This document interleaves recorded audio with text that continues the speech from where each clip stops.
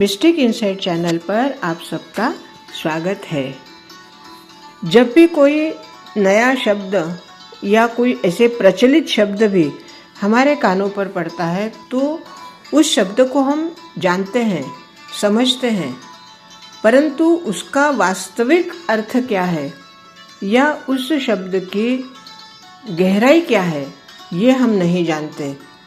और इसी वजह से कई बार ऐसा देखा जाता है कि कोई कार्य हो रहा है, एक दूसरे को कहते भी हैं कि अमुक कार्य हो रहा है, परंतु वो कार्य क्यों हो रहा है या उसके पीछे का धार्मिक रहस्य क्या है या उस कार्य का महत्व क्या है, इस सब बातों से अनभिन्न रहते हैं। तो ऐसा ही आज एक धार्मिक विधि का एक शब्द है जिसे कहते हैं अनुष्ठान। तो आज मैं अनुष्ठान के बारे में कुछ बात करना चाहती हूँ। अनुष्ठान तात्पर्य क्या है? अनुष्ठान से यही तात्पर्य है कि ऐसे क्रमबद्ध कार्यों से अनुष्ठान शब्द का संबंध है जो विशेष स्थान पर विशेष विधि से विशेष मंत्रों द्वारा किए जाते हैं। कर्मकांड किसी समुदाय की परंपरा के अंग हो सकते हैं। धर्म और संस्कृति भारत के अनेक रिवाजों और परंपराओं से भरी हुई है। अनुष्ठान पूजन भी इन्हीं परंपराओं में से एक है। इस पूजन को लोग विभिन्न अवसरों पर करते हैं, जैसे नए घर में प्रवेश करना हो या विवाह हो या कोई उत्सव हो या कोई विवाह की वर्षगांठ हो या जन्म वर्षगांठ हो। इस पूजन को करने से जिंदगी में, जीवन में आनंद आता है। अनुष्ठान पूजन क्या होता है? अनुष्ठान पूजन एक प्राचीन हिंदू परंपरा है। इस पूजन में शास्त्रीय विधि के अनुसार विधि विधान के साथ एक संकल्प किया जाता है और उस संकल्प के अनुसार कर्मकांड किया जाता है। संकल्प के बाद उन देवी देवताओं का आवाहन किया जाता है, उनसे आज्ञा लेकर पूजन की शुरुआत की जाती है। अनुष्ठान पूजन एक ऐसी धार्मिक प्रथा है जो मंदिरों या अन्य धार्मिक स्थानों में की जाती है और अनुष्ठान शब्द संस्कृत भाषा से आया है। इसका सीधा सा अर्थ है एक आध्यात्मिक अभ्यास का व्यवस्थित प्रदर्शन। यह शब्द एक विशिष्ट प्रकार की पूजन को दर्शाता है जो एक विशेष अवधि के लिए बड़ी ही भक्ति और अनुशासन के साथ किया जाता है। अनुष्ठान पूजन में अनुशासन की अत्यंत आवश्यकता होती है या अनुशासन के बगैर यह पूजन पूर्ण नहीं होता।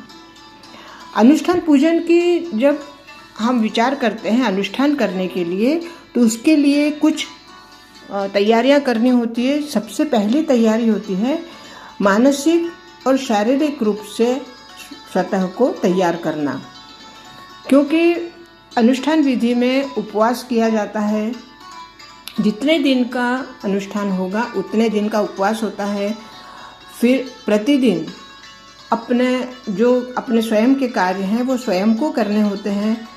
स्थान को स्वच्छ और ध्यान भंग मुक्त होना चाहिए, ऐसी व्यवस्था की जाती है। फूलों से और अन्य शुभ चिन्हों से, शुभ वस्तुओं से इस स्थान को सजाया जाता है। तो ये हो गई पूजा की तैयारी। इसके बाद जो अन्य तैयारी होती है, जैसे पूजन के लिए जो भी उनकी विधि के अनुसार जो पूजन करना है उसके अनुसार, उसकी विधि के अनुसार पूजन की तैयारी होती है। अनुष्ठान पूजन एक बहुचरणीय अर्थात एक से अधिक दिन तक चलने वाली प्रक्रिया है जिसमें मंत्रों का पाठ, प्रार्थना, विशिष्ट क्रियाओं का कर्मकांड शामिल होता है। और अनुष्ठान में जैसे कि सभी पूजाओं में होता है, दीप, जल, फल, मिठाई, प्रसाद, ये सब चीज़ें तो होती ही है। अब अनुष्ठान का लाभ क्या है? माना जाता है कि अनुष्ठान पूजन के जो लाभ हैं वो अन्य पूजन से कई गुना अधिक होते हैं। जैसे आध्यात्मिक विकास होना, अपने जीवन की बाधाओं को दूर करना या बाधाओं का दूर होना, इच्छाओं की पूर्ति होना। जैसे कोई अपनी कोई इच्छा रखकर अगर कोई अनुष्ठान करता है तो उसकी इच्छाओं की पूर्ति होती है, जीवन में शांति और समृद्धि आती है। और सबसे बड़ी बात, अनुष्ठान में शारीरिक और भावनात्मक बीमारियों को भी ठीक करने की शक्ति होती है। जो भी नकारात्मक ऊर्जा आपके आसपास होगी वो नकारात्मक ऊर्जा दूर होती है और अन्य नकारात्मक ऊर्जा से आपकी रक्षा होती है। अनुष्ठान एक ऐसी सदियों से प्रचलित है जो परमात्मा से जुड़ने के लिए जीवन के सकारात्मक ऊर्जा, सौभाग्य, आध्यात्मिक विकास और एक विशेष शक्ति जो कि सिर्फ अनुभूति से ही पता चलती है। अनुष्ठान पूजन अगर कोई कहे कि भाई इसका क्या है लाभ, तो सबसे बड़ा लाभ, जैसे मैंने अभी ऊपर बताया, उन लाभों के अलावा सबसे बड़ा लाभ होता है जीवन में आनंद आता है। अब अनुष्ठान करने का अगर कोई पूछे कि भाई इसका अर्थ क्या है, तो अनुष्ठान का अर्थ है धार्मिक संस्कारों के अनुरूप जो किसी धर्म या संस्कृति को मनाने के पवित्र और पारंपरिक तरीके हैं या पारंपरिक उपाय हैं। विभिन्न समुदायों में अलग अलग अनुष्ठान पूजन की प्रथाएं होती हैं। अब धार्मिक संस्कार जो माने जाते हैं कि अनुष्ठान गतियों का जो एक क्रम है, जैसे जब इसमें मौन व्रत भी धारण किया जाता है, मतलब पूजन में जो मंत्रोच्चार होता है उसके अलावा अन्य किसी से भी बातचीत नहीं करना। तो ऐसे में अगर आपको कोई किसी वस्तु की आवश्यकता हो तो संकेतों से बताया जाता है और तभी उसमें उन वस्तुओं को शामिल किया जाता है।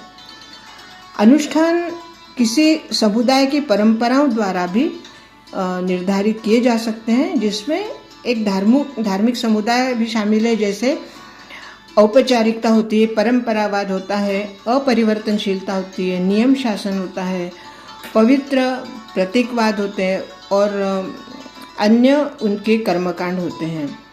लेकिन इन सबको हम शब्दों से वर्णन नहीं कर सकते। अनुष्ठान न केवल संगठित धर्मों या पंथों के पूजा संस्कार या सिर्फ संस्कार शामिल नहीं होता, बल्कि इसमें अलग अलग विषयों के अनुसार आप अनुष्ठान कर सकते हैं या अलग अलग विषय के अनुसार। जैसे कोई संस्कार किसी को देना है, जिसको कहते हैं ना भाई, जैसे मुंडन संस्कार है या जिसको जनेऊ धारण संस्कार है, श्रावणी संस्कार है। फिर एक और भी ऐसा संस्कार है जो प्रायश्चित शुद्धिकरण संस्कार कहते हैं उसको।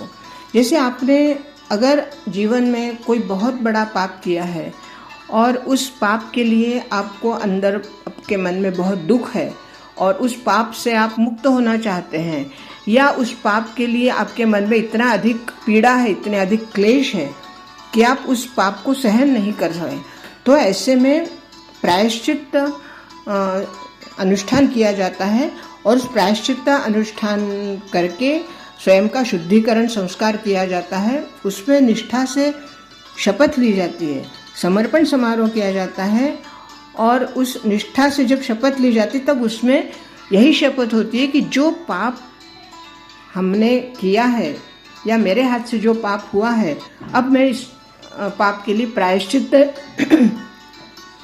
प्रायश्चित ले रहा हूँ या प्रायश्चित ले रही हूँ, और इसके बाद मैं शपथ लेती हूँ या शपथ लेता हूँ कि मैं इस तरह कोई भी पाप नहीं करूँगा। तो ये शुद्धिकरण संस्कार भी एक अनुष्ठान में आता है। फिर राज्याभिषेक होता है, जैसे कई पुराने ज़माने में राजा हुआ करते थे तो राज्याभिषेक होता था। कई बार ऐसे भी देखा गया है कि कोई जयंती है, पुण्यतिथि है, उसमें भी अनुष्ठान होता है। और इसका एक सबसे बड़ा लाभ है कि जब कोई व्यक्ति किसी विशेष के लिए अनुष्ठान पूजन रखता है तो उसकी जीवन की सभी चिंताएं दूर हो जाती है या वो चिंता मुक्त हो जाता है। अब ये देखें कि वे अनुष्ठान कितने प्रकार के होते हैं। वैसे तो अनुष्ठान 3 प्रकार के माने जाते हैं, लघु, मध्यम और उच्च। और इसमें कुछ जप का कुल कैलकुलेशन दिया हुआ है कि भाई जप किस तरह से किया जाता है, और उसी के बारे में थोड़ी गणना करके रखा हुआ, लेकिन उसका मैं यहाँ पे उल्लेख नहीं करूँगी। अब अनुष्ठान के कुछ नियम होते हैं, तो नियम अगर आप उस नियम के अनुसार अगर आप अनुष्ठान करेंगे तो ही आपका अनुष्ठान सफल होगा। पहली बात है कि अनुष्ठान कौन कर सकता है? कोई भी कर सकता है। अनुष्ठान क्योंकि हमारे अपने स्वयं के लिए होता है, इसलिए अनुष्ठान में कोई बंधन नहीं है कि कौन करे कौन ना करे। दूसरा, अगर गुरु के द्वारा अनुष्ठान करवाया जाए तो वो भी उत्तमोत्तम कहा गया है। तीसरा है कि अगर परोपकारी ब्राह्मण के द्वारा अनुष्ठान करवाया जाए उसे भी उत्तम कहा गया है। फिर ब्राह्मण ऐसा हो जो कि संतुष्ट हो, जैसे प्रत्येक पूजन की एक विशिष्ट दक्षिणा तय होती है या दक्षिणा होती है, तो अगर जो दक्षिणा आप ब्राह्मण को देने वाले हैं या दे रहे हैं उस दक्षिणा से ब्राह्मण संतुष्ट हो, तो जो ब्राह्मण मिली हुई दक्षिणा से संतुष्ट होता है या संतुष्ट रहता है, उसी ब्राह्मण के द्वारा की हुई पूजन आपको फलदायी होता है। अब इसका फल किस तरह से मिलता है या कहाँ करने से इसका फल अधिक मिलता है, तो कहा जाता है कि अनुष्ठान अगर पुण्य क्षेत्र में किया जाए तो उसका फल कई गुना बढ़ जाता है।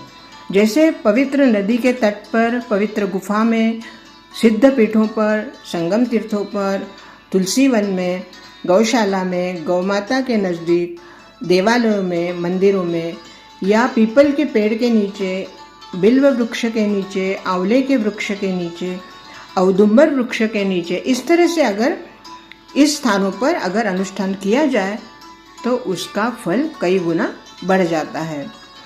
अब अनुष्ठान के जो हम पूजन करते हैं उसके साक्षी होते हैं।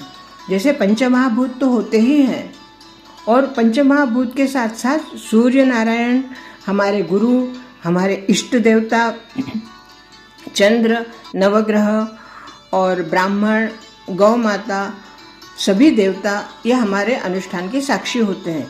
और उसके साथ साथ जिस स्थान पर हम पूजन करते हैं उस स्थान के वास्तु देवता भी हमारे इस अनुष्ठान के साक्षी होते हैं। तो जब साक्षी होते हैं वही देवी देवता हमारे अनुष्ठान को, हमारे पूजन को उन देवी देवताओं तक पहुंचाते हैं जिसके लिए हमने ये पूजन रखा है या पूजन किया है। फिर वही पंचमहाभूत हमें उस अनुष्ठान का फल ला कर देते हैं। अब अनुष्ठान में एक और बात होती है कि आहार कैसा हो। अनुष्ठान में जो यजमान है वो भी और जो पूजन करवा रहे हैं वो भी फलों का आहार या दुग्धाहार कहा गया है। अन्न को वर्ज्य बताया गया है, क्योंकि अन्न खाने से अगर वो अन्न किस तरह बनाया गया है, कौन सी भावना से बनाया गया है, उस अन्न में जो अनाज प्रयोग किया गया है वो अन्न कौन से किस प्रकार के धन से लाया गया है, वो सारी बातें उसमें शामिल होती है। इसलिए अन्न को पूरी विधि होने तक अन्नप्राशन नहीं किया जाता, सिर्फ फलाहार और दुग्धाहार लिया जाता है। इसके और भी कुछ कड़क नियम हैं, उन नियमों का पालन करना भी अति आवश्यक है। भूमि शयन करना, ब्रह्मचर्य का पालन करना, मौन व्रत धारण करना, गुरु की सेवा करना, त्रिकाल स्नान करना, पाप करने से बचना, अर्थात मन वचन और कर्म से पाप ना हो। व्यक्ति भले ही कर्म से पाप ना करे, परंतु पूजन के समय अगर उसके मन में किसी भी तरह का पापमय विचार भी आया तो वह भी उस फल को नष्ट कर देता है। फिर वो यजमान के मन में पाप आया हो या पूजन करवाने वाले ब्राह्मण के मन में पाप आया हो। नित्य पूजा, जो हमारा नित्य दैनिक कर्म है पूजन का, उसे भी हमें नित्य करना है। और जो हमारे अनुष्ठान का समय है, निर्धारित समय, उस समय में हमें अनुष्ठान पूर्ण करना है। जो हमारी नैमित्तिक पूजा होती है उसे भी हमें पूर्ण करना है। और जब हमें पूर्ण निष्ठा रखनी है। जब तक आप जप करते समय जिस भगवान के मंत्र का आप जप कर रहे हैं, उस भगवान के विग्रह को आपके हृदय में स्थापित करके उन्हीं का ध्यान करते हुए जब आप जप करेंगे तब वो जप पूर्ण सिद्ध माना जाता है। अब अनुष्ठान के जो 5 अंग बताए गए हैं कि मंत्र जाप, हवन, जो मंत्र का जाप करते हैं उसी का दशांश हवन किया जाता है और उसी का तर्पण, दशांश तर्पण किया जाता है। फिर विशिष्ट द्रव्य से अभिषेक किया जाता है और यथाशक्ति ब्राह्मणों को भोजन करवाया जाता है। क्योंकि जितने दिनों तक अनुष्ठान होता है उतने दिन भोजन नहीं करने की वजह से ब्राह्मणों को, जब हम पूर्णारती करते हैं तो उसके बाद ब्राह्मणों को भोजन करवाया जाता है। और सबसे महत्वपूर्ण नियम है, जो आप अनुष्ठान करते हैं, जो यजमान और जो ब्राह्मण, उस अनुष्ठान के बारे में हमेशा बात गुप्त रखें। शास्त्र कहते हैं कि गोपनीयम गोपनीयम गोपनीयम प्रयत्नतः त्वयापि गोपितव्यम ही न देयम यस्य कस्यचित्। अर्थात सदैव साधना गोपनीय रखे, अनुष्ठान में कभी भी क्रोध ना करें और इस तरह से अपने अनुष्ठान की पूर्णता करें। अनुष्ठान एक बहुत ही दिव्य कर्मकांड है और इस दिव्य कर्मकांड को करते समय अपने आप को जो विशेष अनुभूति होती है, उस अनुभूति का वर्णन शब्दों में कम से कम मैं नहीं कर सकती, क्योंकि ये अनुभव और अनुभूति की बात है। आज हमने अनुष्ठान के बारे में कुछ जानकारी ली। उम्मीद करती हूँ कि इस जानकारी से आपको अवश्य लाभ होगा। जो लोग कर्मकांड या अनुष्ठान करते हैं वे इस बारे में बहुत ही अच्छी तरह से जानते हैं, परंतु जो सर्वसाधारण लोगों को इस बात की विशेष जानकारी नहीं होती, तो अगर आगे आप कभी अनुष्ठान करें तो इन सब बातों का ध्यान देकर अनुष्ठान करें। आज के लिए इतना ही। बहुत बहुत धन्यवाद। नमस्कार।